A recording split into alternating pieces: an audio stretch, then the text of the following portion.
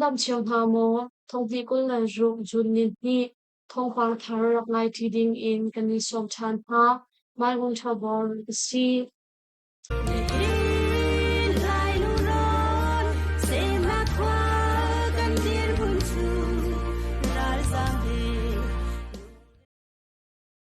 Thantlang ko pi ka daw nga ka SSP sural kap ni chemical bompol an man kap ni in thilen hiam an chiaram thantlang ko pi chung a kap ni kar ka daw nga pezul in a fak i SSP sural kap ni chemical bompol an man kong le kap ni in a thimi le hiam tor mi an kong CNF CNE in chimnak no ngai tu le CDF thantlang in chimnak no ngai tu ni Nisan July ni khata an chim aluan chia jun mi li ni thok khan ha kha khopi in SSPC ral kap ni thaza thum strong an chap I chin mi pun ral kap tang ti pun ha he anika no jun ni ko a SSPC ral kap pol chu thantlang khopi chung a an lut chun ho a chin mi pun ral kap tang ti pu ni an hung hak na pun pol a kadaw nga pezul in an tua tia thai si CDF thantlang in chim nga mo ngai tu ni chung thantlang ko pi chunga hin mi fatin te in kadaw na a I chu kadaw na ka chun kapni in a thi mi le hliam tor mi kan chun sui mi lam to ni in za sui mi lam to le tiang kapni ka kadaw na a fa I CDF thantlang ral kap salai betak hian ni ramle mi phuncha a aran na a pek SSP sural ka bezong in a thimi le hliam tor mi anung be na in an mi lu zat tu chu declare in kan chim khori lo juni kul le ni khat hi kap ni kar ka daw na songa khan CDF thantlang le CNA in ral ka pathum ni ramle mi phuncha a anun nga kan pe tia ichim CNF CNA in chimna go nge tu salai thati zong ni thantlang ko pi chung ka daw na ka hin SSP sural ka play ang fangai cha a chemical bompol an man kapni gar ka daw na ka hin bepi in dronan man I karal kap nga chu an luak an mit SND SSP sural kap ni an man ni bompola hin chemical pakhat khat antal chiwang a city chu a fiang mi a sikau tia mizima a chimve SSP sural kap ni falam ni tozang kopi ang lako chantu a ukshwe nak song pezul in an kalpi I thantlang kopi song adi lak in anukho nak ding cha a fak ngai in kadaw nak an kalpi tia thai si thantlang kopi chung huncheu khachu SSP sural kap ni an I huncheu khachu chimni paral kap CNA le CDF thantlang ni an fe kopi chunga chun kapni kar kadaw nak pezul in a fak I SSP sural kap kopi chung in an chwakho na halo song sural kap nga ni pezul in an khamcho ma na tia thai si Mindat kopi in mel hi shrong long a hat na gof tuk nak pong tiang SSP sural kap an phan chang chiaram thang lei mindat peng lei kamplat peng chung a kadaw na pezul in a fak I mindat kopi in mel hi shrong long a hat na kun I a mi gof tuk nak pong tiang SSP sural kap pol an phan chang kapni kar kadaw na ka athi mi SSP sural kap ro hol chu Magweram ten so peng chau thu tiang an pho nga I thamul a an vui na gong chiaram thang lei tholak nak shampi mi nizan a an shim mi the chen chau shong khan magweram ten chung in chiaram thang lei min dat le kam tat peng chung a ralam sial in alut mi SSP sural kap thaza thong pi liang chu chimra dar pu chung tal Chim People Union Chim People Army CPU CPA le dang ti phuni pezul in an ka na cha a kapni in a thi mi le liam tor mi an tia thai si SSP sural kap le zong a thi mi le liam tor mi an tam ngai chang chu hana khan chun a thi mi an tam cha a lamkam a purpolen so I chuti chun an hon so na tukar shok hi chu chau thu tiang an pho na I thamol a an vui na ni ni thu shrong pezul in chuka thamol a chun an vui chang na wal chung ni panga shrong an som na I an vui na hi a si mindat lampi in mizo phornak moto pol in an phorna hi a si I lemtor mi pol chu kan chang ko a an thlabul na tia thai si mindat pen chung a ralam sial mi SSP siral ka pol hi mindat khopi in myang ti shrong long a hat nak mun I a ummi goftuk na pong tiang an phan chang ko na in mayan phong khori lo achi mi le hliam tor mi an tam ngai cha a nuan pil than lang mang kadaw na cha chunga hin SSP Sural ka play an fa ngai cha a mindat peng li kaplet peng chung hun kip a SSP Sural kap ni chung le kadaw na zong pe zul in an tua tia thai si kampat ko pi pong kanan khwa zong an la ko than chang kong SSP Sural kap ni an than Sagaram Chan Kali Tamu Lampi Chung I Dau Than Ma Shyam Tai Dau Ti Phun Ha Ni anh hồng hạc mi khăm phật khô pi pong kanan khwa zong Allah kho than sang kong sham sham in no ngai na kala tu SSP Siral kap ni san a an than do khan na sham tai phun ha ni fek ngai in hunan khwar na kham pat kho pi kala kho than hu juni som thuma khan kanan khwa zong kali mu lei in achuak mi SSP Siral kap thazang tam ngai ni Allah kho than sang I Ko chung shem tai pulai in a thi mi ruak le shem nam tam ngai zong kan lak chi ko tia SSP Sural ka pi chun am lang dar chupin a jun ne ko le ni kwa khan chun to yi shin khwa in mi dar thong hi shong a ha na kun I a mi ko chung shem tai pun ha sa khan chiu phar zong kan lak chi ko gong zong SSP Sural ka mi chun am lang tar chi Dun sa chung I kanan kwa kadaw na ka khan kap ni in at hi mi li film tor mi an I. Dun ni ko le ni hi zong a SSP Sural kap chung lay kadaw na huang a. Tuol chung mi in lau rok mi li in zo satil thi mi anong ping a. Kanan kwa si sang I pasa mi chin pa lalpan moya. Kum som thum parut song anun na kahliam tia thai si. Meng sombria shong asaw I India member ramri chulet nakcha a big big mi kali tamu lampi chu SSP Sural kap ni anthom hakho than nak nga kali tamu le mole khupi in ralka tha jang thong thum leng ni ral lamun sial I lakhan nga shyam kai tang chi phanha heri pe zul in aneka cha a kampat khopital in kali tamu kar khosong nga shok in Tuwa chung ni ha chu India ram le, member ram chung hun ki pa ahim nak kun kol in anzam ha tia tam thai.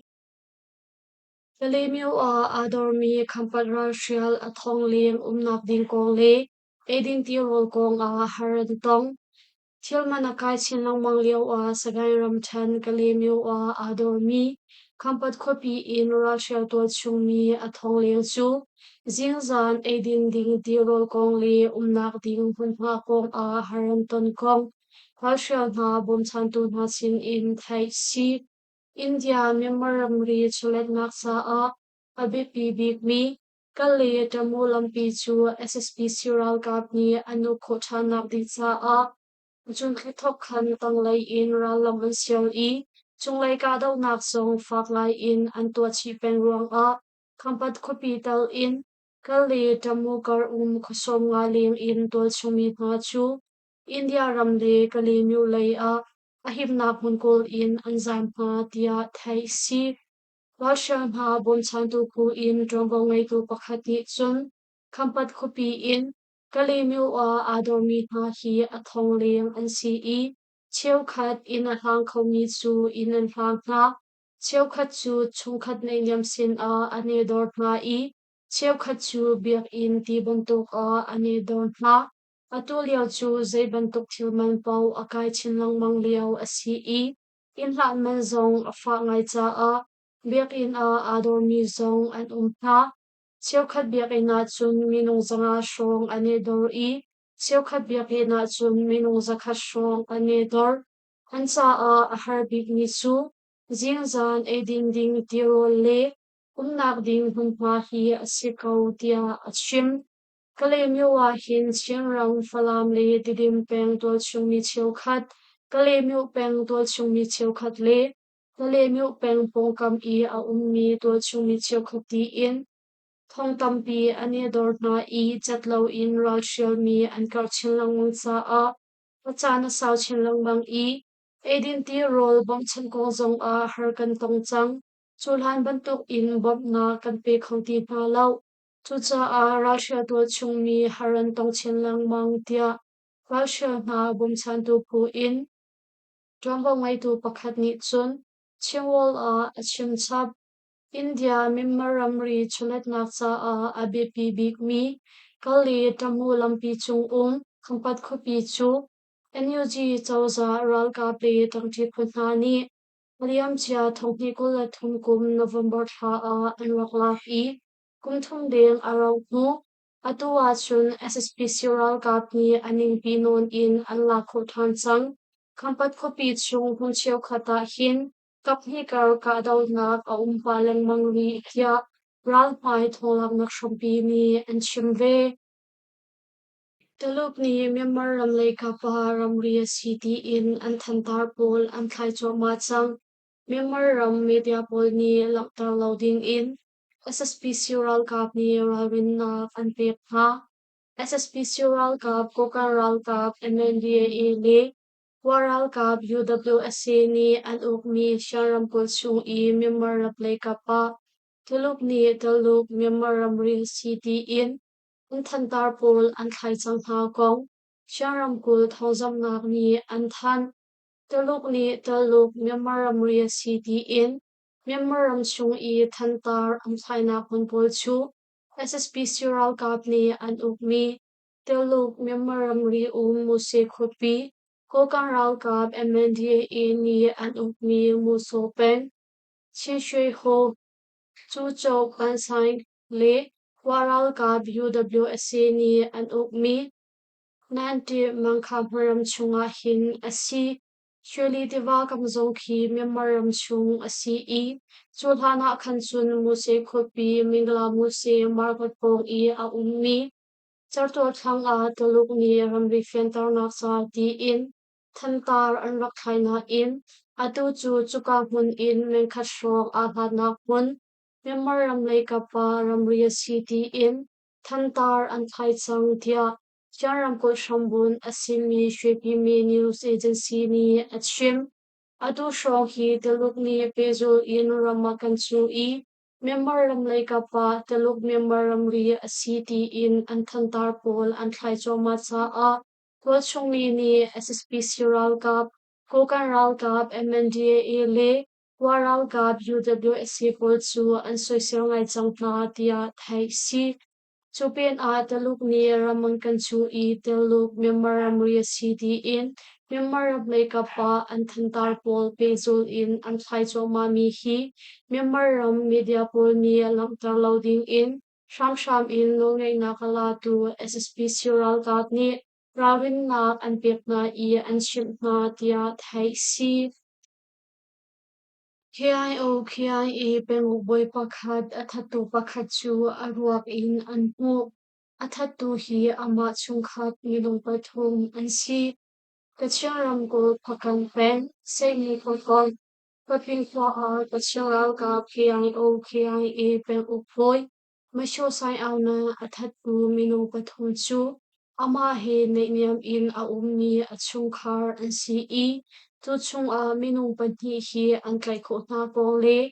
azam mi mungja ang chu juni som thum zan le sang a azam pi mi tangka pol hi a ruak in an hu kong KIA in chimna nol ngai tu le to chung mi ni an chimni in thai si kumsom ni shong upa simi KIA peng uphoi masho sai au nan chu a gil kar a ama he neimiam in a umni chungkhat in pathumni in tha I juni som thum jing a hopin khwa chamol pong I a ummi tidil a aruak in an hu tia thai si Hikong he pekla in KIA in chimna no ngai tu kona no buni chun kanma chung tel peng upoi pakhat athatu hi ama he neimiam in a umni a chungkhat an si minung pathum ni an tha hi a si chu chung a minung pahnih chu tlein si chang i minung pakhat tu chu azam kan tlai mi hma pahnih chu pezul in chaklat na kan to hna leo a si tia juni som thuma khan achim KIA peng ukboy masho sai au nan athat tu minung pathum chung a azam mi moja ang chu juni som thum zanglei sanga khan azam pi mi tangka pol hi arwak in an hu kong kol chung mi ni nisan July ni khata an chimbe KIA peng ukboy pakhat arwak in an umi konga hin an long shun mi nga minung pahnih chu an tlai kho chol nga i azam mi moja ang tu chu long khen kho kom mazuyan khwa siangin kong i a ummi in khan a han mi chung a anuak in ko ama te in shri in a opti in thaya si i tha ton hu a shri in a thai mi zong a se khau kau i kong he pe thai in thong fiang hal a seri lau a fir mi tangka le thil mi dang zong an hu than chang SSP Sural ka putang P2 sisin a azam ti mi thongpang khachu adik lau mi asekau lai tia tol chung mi chiao khat ni an chimve lainong tu pathum laka azam i aruak in an hu mi moja ang ni hin atha mi KIA pek upoi masho sai ang nan i amodo pakhat le atangka singzanga shrong zong azam pi tia tol chung mi hna chimnak in thai si Malaysia a ngakchia tal in Myanmar mi hlei ru kan tlai than hna Malaysia Pearls Ramkul le Terengganu Ramkul a phungning lo in alut mi rentron tu pol chu Malaysia nong nei tu pol ni chaklat na an to than hna i ngakchia chiao khatal in Myanmar ram mi minung hlei ru kan tlai hna kong immigration zone ni Nisan July ni khata an than Juni somthum a Prolistrom kul simpang en patle arau peng chung i a mi second hand zone nak do pol le insak na kun chiu khachu Prolistrom kul Malaysia no ngai tu pol ni chakhat nak an tua cha a alpi nak satlap zeipan angai lo mi Myanmar ram mi proviat an tlai na i herning in dan tat na pek na ding a thongan thak na tia thai si chuban tuk thiang in Malaysia Terengganu Rampul zong a thongning lo in alut mi pol ani thu na kun chu Malaysia no ngai tu pol ni lu no in chaklet nak an to i ngakchia panhi tal in Myanmar ram mi proviat an tlai than ha kong Terengganu Ramkul immigration zong ni an than ve alon chia chun ni ko le ni thum zong a khi jiao le pa ka khup ni i a ni nak in ni se zong tal in Bentong nam hun chiao khachu Malaysia no ngai tu pol ni an lu no na i kungning lo in alut mi Myanmar ram mi kumsari in kumsomli pathum kar asimi na pa panga no pakhat le ngakchia pahnih ti in an di lak fon minung parviat an tlai na tia thai si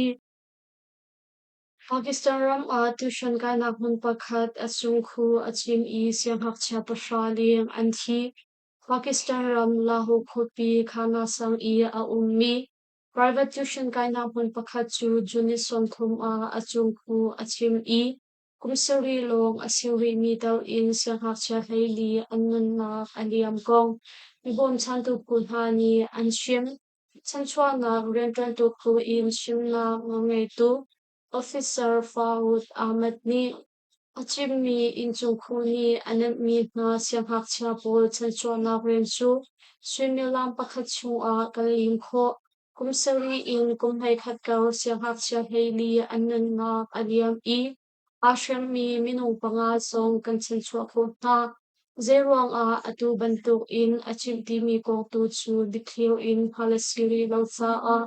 trong bao ngay tu na ni pe zut in sa phai na kan tua trong ma kau i kong hi pe lai in minung pan hi zong chaklat na tua na ding in playan sa chang tia achim ni chuka kun a tuition akai ve mi siang hak chanu te pakhat i apate ni chun achim mi in pe hi arok ngai chang mi si kong achim ve Pakistan Prime Minister Shahbaz Sharif song mi wanchet na atong mi chungkhat ma chu an nge chet nak a shon pi nga kong ama pompak social media exa alang tarve I hi kong he a pet lai mi pau phoning te in dan tat nak pek di an salai tia alang tar chi